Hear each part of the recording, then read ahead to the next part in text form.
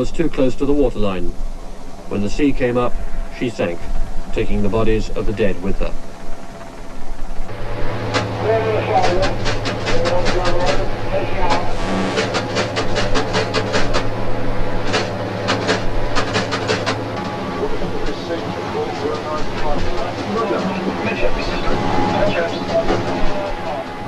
The task force had no further worries about the Argentine Navy. After the sinking of the Belgrano, the Argentine fleet stayed in or near port, neutralized by Britain's nuclear submarines. Roger, just turning at the moment, The threat remained from the air. The drifting fog banks offered little protection from radar-guided missiles, but made it hazardous for the Harriers. If they took off in this mist, their radars weren't good enough to be sure of finding the carriers again. And the risks of flying turned out to be very real. The weather has again today been the dominant feature. Large, dense fog banks, solid from the surface up to about 3,000 feet, have been making life particularly dangerous for low-level flying operations. Sadly, we have learned that 2 sea harriers from HMS Invincible were lost during a low-level search about 80 miles west of us this morning.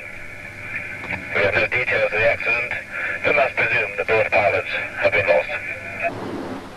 While the task force was struggling with the bad weather in the war zone near the Falklands, at Southampton, the largest luxury liner in the world, the QE2, had been requisitioned and turned into a troop ship.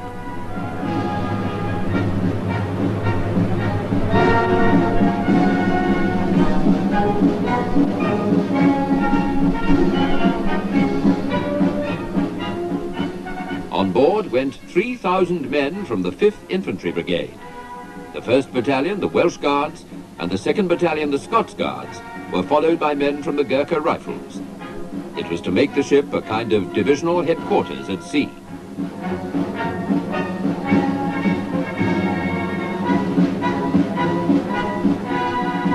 Departure scenes at Southampton were now becoming almost a ritual. In the previous few weeks, thousands of men had gone on board a variety of ships. None, of course, as grand as this.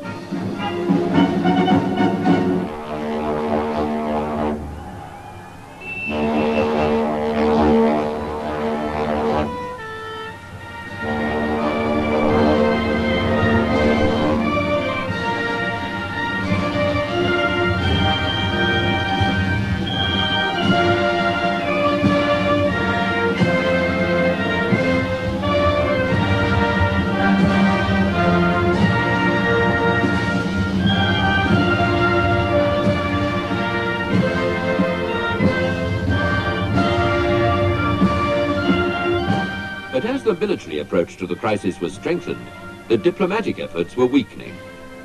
After a frustrating series of talks, Britain's representative at the United Nations, Sir Anthony Parsons, made what amounted to a final announcement. I also made clear to the Secretary-General, as I had made clear throughout the negotiations, and as I have equally made plain to all members of the Council in informal consultations, that although my government's mind would never be closed to any avenue which promised to bring about a peaceful solution to the present crisis, we could not, in the meantime, allow ourselves to be in any way inhibited from carrying out military action in accordance with our inherent right of self-defense under Article 51 of the United Nations Charter. In effect, Sir Anthony was saying that the time for talking was over. The fighting would begin forthwith, unless Argentina started to withdraw her troops.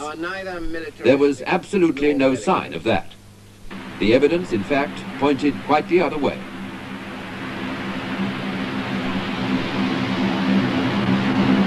The only people leaving the Falklands were the Argentines injured in the bomb attacks. More men and supplies were moving in and out of Port Stanley, despite the runway bombing and the blockade.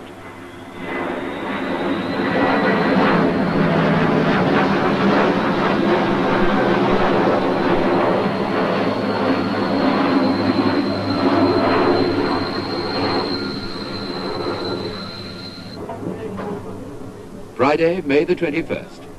The Marines on Canberra rest, their kit packed, ready for their task to retake the Falklands. The government had left the decision on exactly when and how it would be done to the task force commander, Rear Admiral Woodward. His troops, some of the fittest and best trained in the world, were now just hours away from the landing. The overall battle plan was simple. Split up the Argentine forces, encircle the main garrison at Port Stanley, and with an air, sea and land blockade, force it into a bloodless surrender. That night, to keep the enemy off balance, 1,000 Marines and paratroopers made a series of quick strike assaults in different parts of the island. At the same time, the main force of nearly 4,000 men and 20 ships sailed into Falkland Sound. The goal was Port San Carlos. Canberra's cargo was on the move at last. Keep well clear of that ladder.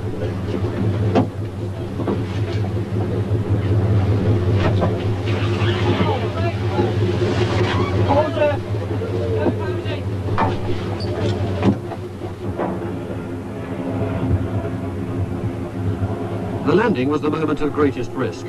If there were defending troops on the ground, getting ashore would be a bloody business. And for the hours or days it took to get the Commando Brigade established, the ships were immobile, vulnerable to air attack.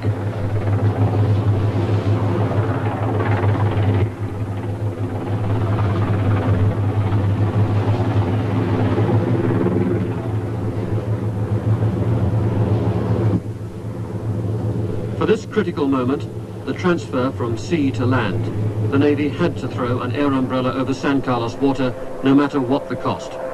Without it, the whole operation would fail.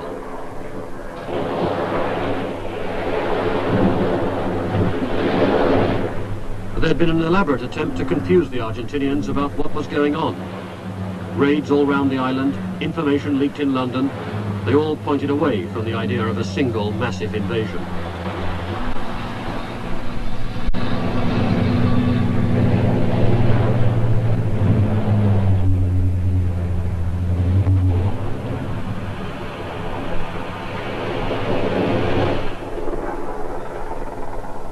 For an hour after dawn that Friday morning, there was peace and tranquility. The men got ashore unopposed and began digging in. It looked as though the plan was succeeding.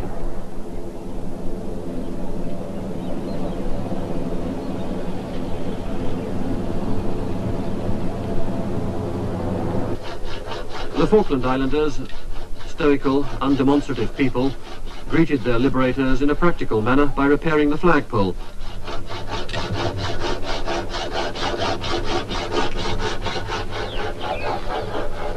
And a little self-consciously, a Union Jack was raised.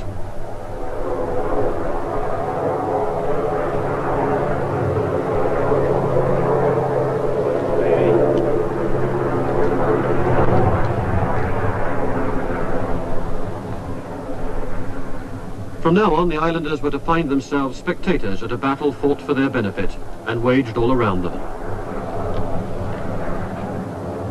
The Argentinians had taken little notice of this small settlement until now, but within 2 hours of dawn, they started an unrelenting air attack.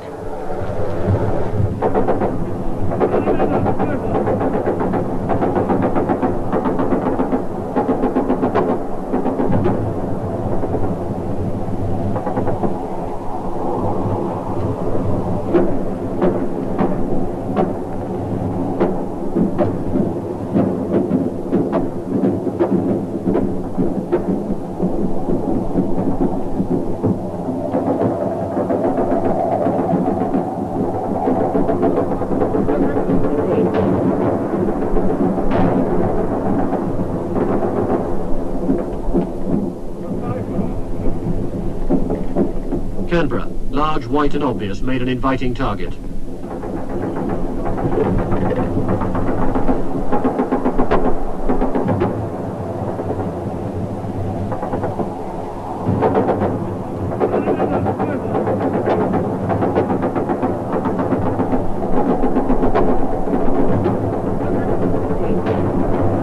HMS Plymouth, assigned to protect, only just dodged 2 bombs herself.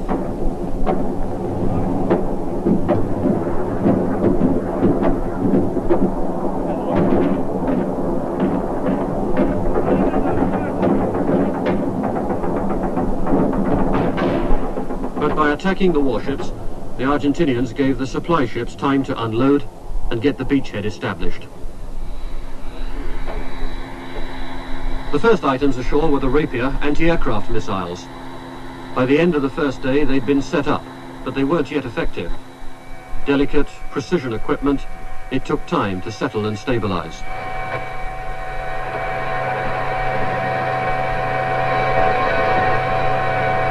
Some idea of what the operator sees comes from this film of planes being shot down on the same day. It was taken through the sights of a frigate in the Falkland Sound.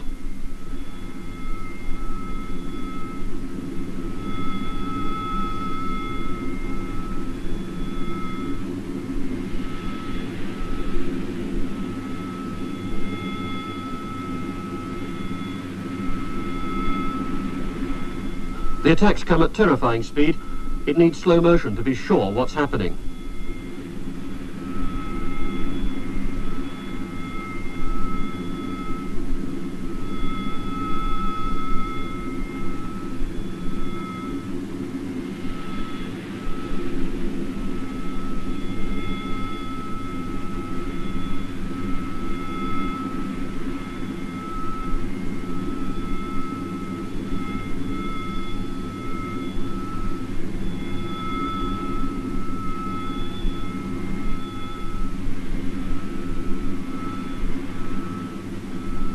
The ship stationed at the entrance of the bay took the worst of the assault.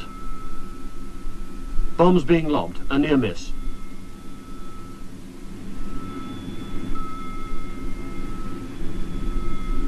HMS Ardent was hit. She sank. 22 men died.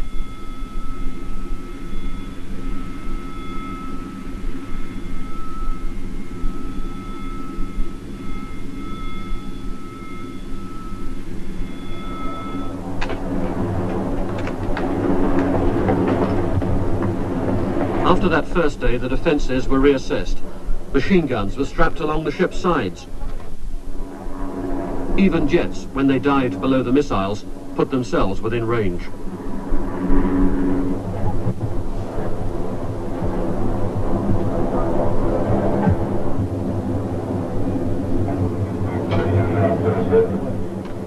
The Bofors guns aboard HMS Fearless claimed 2 planes. The gun crews, mostly 17 years old, soon had more battle experience than anyone else in the Navy.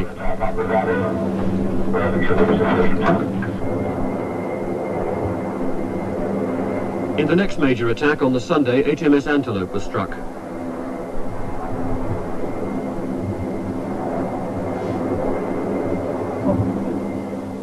We saw a hole in each side, assumed a bomb had gone through without exploding. Many ships were having such lucky escapes.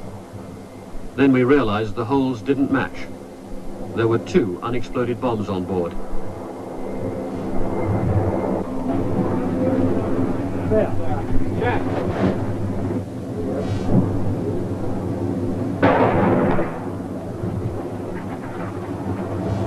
That evening, as a bomb disposal expert worked to clear it, one of the bombs blew up.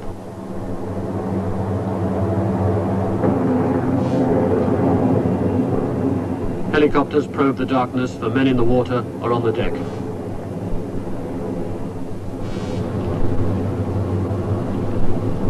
We could just see some of the ship's company moving about, trapped between the cold water and the fire.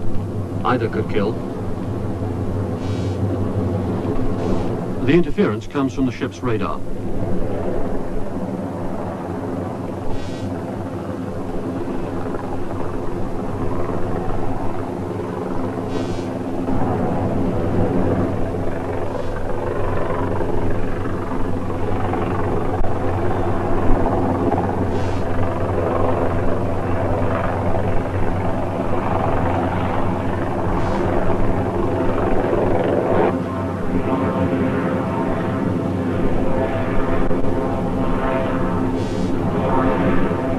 Then the fire took hold, and the ship started to blow itself up.